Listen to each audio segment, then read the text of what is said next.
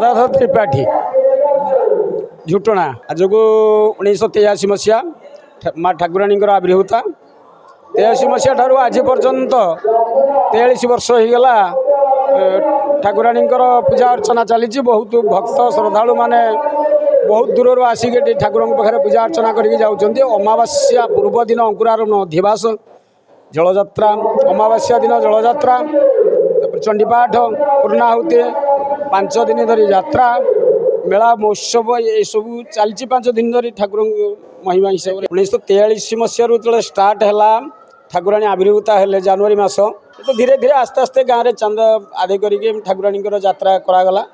तापर आस्ते आस्ते क्रमश ग्राम सब मिसिकी ठाकुराणी आस्ते आस्ते धीरे धीरे बढ़ुचे। यात्रा तो कमिटी करा कमिटी तारिणी कमिटी तो तारिणी कमिटी जिते 50 जन पिला अच्छा पिला जहाँ को स्वीकृति कर मीटिंग कर जो पार्टी की देवे अपेरा को से आसो। मो ना से धरंधर रଣା घर झुटुणा 1983 मसीह ठाकुराणी जने कालीसी आसिक नागी चिन्हट देला गाँव वाला समस्ते हुआ हुई आसिले से कालीसी चिन्हट उपेन्द्र जना ता ना कालीसी ना उपेन्द्र जना से चिन्हट बेत माइला से खोलू तारिणी मूर्ति बाहर से दिन ठारू पालन करने ग्रामवासी मैंने समस्ते भोगराग कले समस्त मनस्कामना पूर्ण है।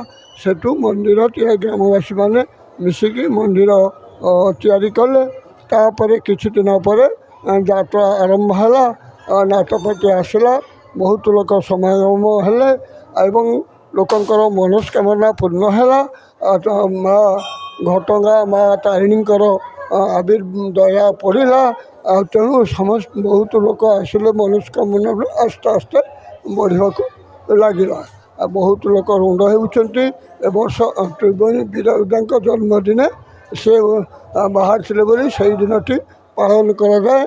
बड़ बड़ नाटपाटी आसुँच बहुत लोक जमा होती लोकंर मनस्कामना पूर्ण होती तेणु आस्ते आस्ते देउलर परिवेश और सबुगुड़िक बढ़ी बढ़ी चली। जय माँ तारिणी मो ना देवाशीष दास मुझे झुटना गाँव जड़े सदस्य तारिणी कमिटर भी जड़े सदस्य ये आम 5 दिन धरी चले। आज शेष दिन प्रथम दिन आमर ये यज्ञ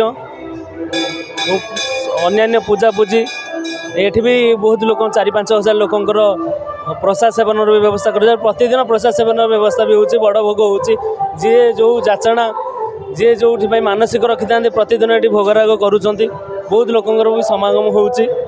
आज आमर 4 दिन धरी ये सूर्य अपेटा नाच करुच्ची सूर्य मंदिर आज तार शेष दिन नहीं आमर प्रथम दिन यज्ञ धार्मिक अनुष्ठान हुए 1983 मसीह माँ आविर्भाव होता आम जी शुणीचु आम तो छोट छोट जी आम जहाँ बड़ मान शुणीचु आमर ये गाँव में जड़े मौसा जड़े से हरिजन व्यक्ति देहर माँ आविर्भाव है आसिक आम कहले नई पठारे जे ये माँ अच्छा 4 फुट तलू माँ मुगिनी पत्थर मूर्ति 4 फुट तलू माँ आविर्भाव होता सी तार तो आकलन कई खोजिकी पाइबे माँ कौट जिते आसी जाए आमर तारिणी अमावास्या आसी जाए जो यात्रा आसी जाए जे जो था समस्ते आसती पैसा कौटू आसे कौटू जाए से बड़ भाई मैंने कहीपर आम तो जानू कि सब जहाँ भी जिते जहाँ दरकार बड़ भाई मैंने आम जोगे माँ भी आम माँ आमर कौन जिनसर अभाव करना हाँ किसी जिते प्रथम माँ आसी तो एत जाकजक ना आजिकल जो मॉडर्न जुग